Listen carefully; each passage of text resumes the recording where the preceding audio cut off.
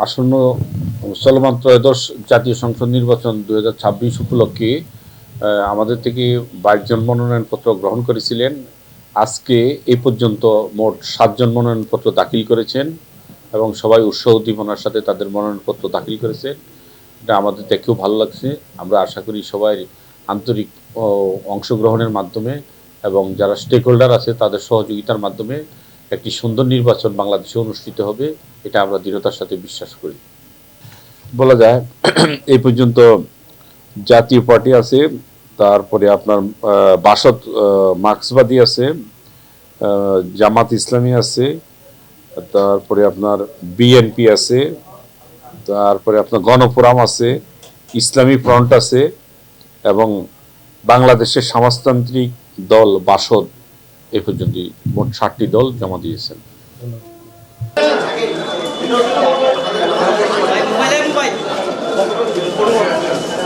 মনোনয়নটা তো আসলে দল আমাকে দিয়েছে এবং সে সাথে চূড়ান্তভাবে যাচাই বাছাইতে ইনশাল্লাহ আসব এবং আমার বন্দর ইপিজেড পতেঙ্গা হচ্ছে এটা একটা ঘনবসতিপূর্ণ এলাকা।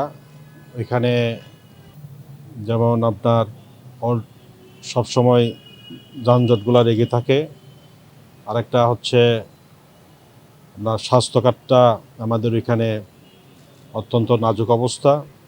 জনগণ যদি আমাকে সেবা করার জন্য সুযোগ দেয়, এই জিনিসগুলোকে যানজট মুক্ত বন্দর ইপিজেডটা প্রধান লক্ষ্য হচ্ছে যানজট মুক্ত এবং স্বাস্থ্য, এই দুইটার উপরে কাজ করব ইনশাল্লাহ।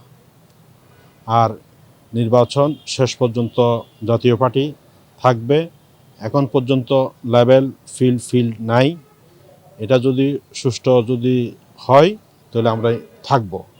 আর যদি লেভেল ফিল্ড যদি না থাকে তাহলে আমরা অন্যভাবে চিন্তা করব। এ হচ্ছে আমাদের জাতীয় পার্টি সিদ্ধান্ত। বন্দর হচ্ছে দেশের একটা হৃৎপিণ্ড। এই বন্দরটা সুষ্ঠুভাবে পরিচালনা করার জন্য সে সাথে বন্দরের যে অব্যবস্থাপনা যেগুলো আছে এগুলো দূর করে অবশ্যই বন্দরের জন্য কাজ করব। এটা নির্বাচিত হওয়ার পরে তখন বন্দরের সাথে যারা রিলেটেড তাদের সাথে বসে বন্দরকে কীভাবে সুষ্ঠুভাবে পরিচালনা করা যায় সেদিকে কাজ করব। আমি নিজামুল হক আল কাদেরী 288 নং চট্টগ্রাম 11 আসনে আমি এবারে সংসদ সদস্য পদে দাঁড়িয়েছি। কারণ আমরা দেখেছি দীর্ঘদিন ধরে আমাদের দেশে সংসদ নির্বাচন হয়েছে, মানুষ এমপি হয়েছে, কিন্তু জনগণের যে ভাগ্য পরিবর্তন সেটা হয়নি। তার কারণ হলো যারা সংসদে গিয়েছে তারা আসলে একটা বৈষম্যের ব্যবস্থাটাই তারা তৈরি করেছে, বড় লোকদের জন্য কাজ করেছে।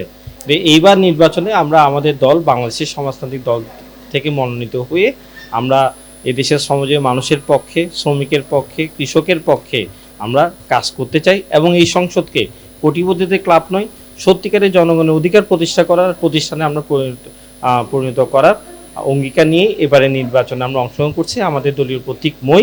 আমরা জনগণের কাছে আমাদের এই দেশের মানুষের সত্যিকারের মুক্তির দাবিতে এবং বৈষম্যহীন সমাজ নির্মাণের প্রতিশ্রুতি দিয়ে এই নির্বাচনে অংশগ্রহণ করছি। সবার সহযোগিতা আমরা প্রত্যাশা করছি। সবাইকে ধন্যবাদ।